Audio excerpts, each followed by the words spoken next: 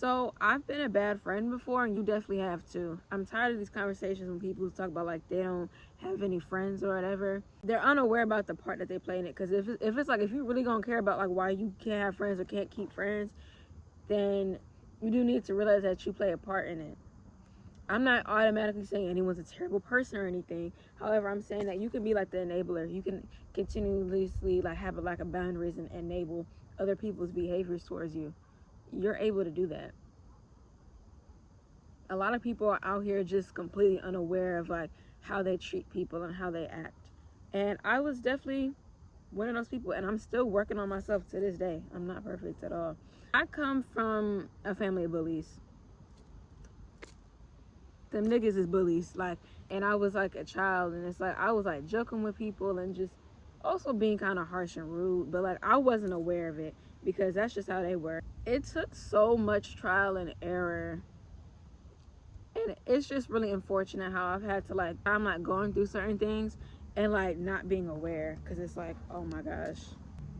So I get older, that's not really an issue anymore. What became an issue is that it was a couple things. I was kind of messy. For summer high school, I went to all girls school, and it was just everybody was just messy. Like everybody was just messy as hell. I felt like I got sucked into that as well.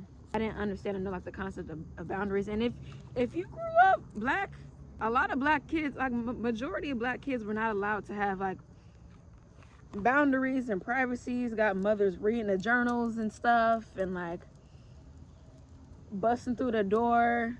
Like a lot of black families, like their children, like they just kind of grow up, they're just not allowed to have privacy,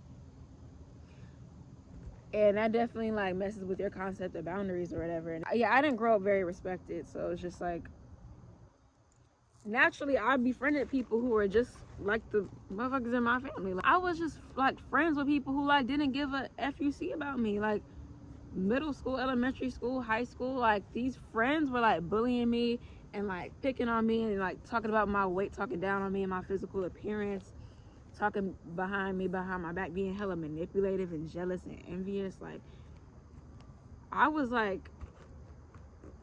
really going through it with these people. And that's not friends don't do shit like that. Friendships aren't perfect, but they're definitely not like that, and they definitely hated me.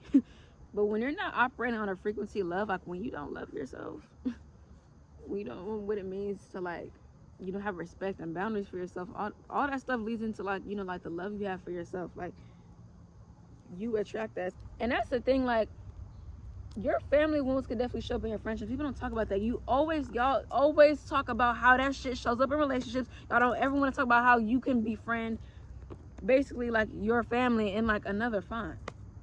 And that could just as damaging, if not more, in a friendship than a relationship. Because after you break up with that person, guess what? You got friends. You spend a lot of time and energy with your friends. So that's very important. But yeah, I definitely see like the part I played and stuff. Like, I was definitely too harsh at times. I definitely let people walk all over me. I let myself be a pushover, because I didn't know what it meant to stand up for myself. Like, I was just basically taught to just shrug shoulders if somebody like disrespects you or violates you. Like, I wasn't taught to stand up for myself. But and I also don't say this to hold on to like my past and my trauma, because it's like, yeah, I know like that's how I was when a kid, that's what I learned, but it's like, who am I now? Like, I have to like evolve past that. And that's why like you gain that awareness and that reflection, and you do the shadow work so that you can learn from it and you can become better. You don't have to stay like a victim to your past in any way. And it's like, I refuse to be a victim. So that's where, accountability comes in, and just being an adult and like really looking at yourself and like realizing what you can do better. One thing I can't stand, because I was just always used to this growing up, when it's like someone's always the victim. People with a big victim complex really piss me off, and it triggers me. Because how is it always everybody else's fault but yours? Like, we can complain about other people and how insufferable other people are in our life, but it's like if we're not doing work on ourselves, then it's like you should want to be like somebody that you would like to be around. Like, are you pleasant to be around? Do you think that, if you weren't, would you enjoy your company? Like, honest answers only. Honest answers only. Because some of y'all might say yes, but some of y'all probably, like, if you really could be in your presence, you wouldn't like that shit. you wouldn't be having a good time. So it's just something to be mindful about.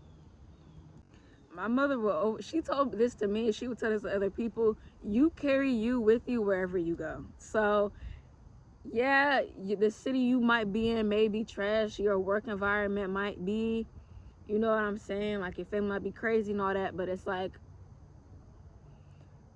you can't always be blaming other people like all the time. It's like two things can be true at once, because it takes two to tango. They say with a toxic relationship, both of y'all are toxic. It's not just one person.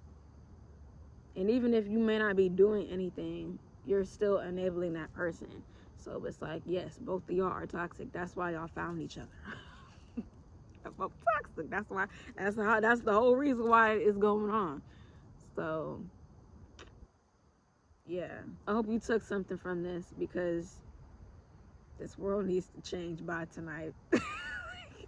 The state of this world, bro, like, we can always complain about it, but it's like, as long as you're doing what you can to make this world a better place, by just don't be a pushover, don't let everything slide, but just think about things for a little bit longer. Think about how you may be contributing to your own demise. Like, think about like how you are,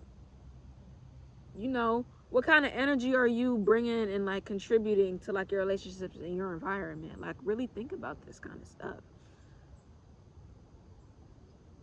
All I had to do was like reflect and be honest with myself, and that takes a lot of practice. A lot of people can't do that. But I feel like in my life, I've just been like one of those people. Like, I have to, like, I can't take the shortcuts. I was just about me. Like, it's like I gotta be honest about everything. Like, do you want to end up like your mother? Do you want to end up like your father? Do you want to end up like whoever is old and miserable that is coming to mind right now? And if the answer is no, let's incorporate some self-reflection and take accountability. Nobody wants to take accountability. Take accountability for your actions. And even if somebody doing you wrong or whatever, you don't gotta add fire to fire. Like, it may feel good in a moment, and like you keep doing it, especially if you like now you stand up for yourself, but you're gonna look back and wish you didn't burn all them bridges. Don't be like me. Learn from your mistakes. Okay, bye.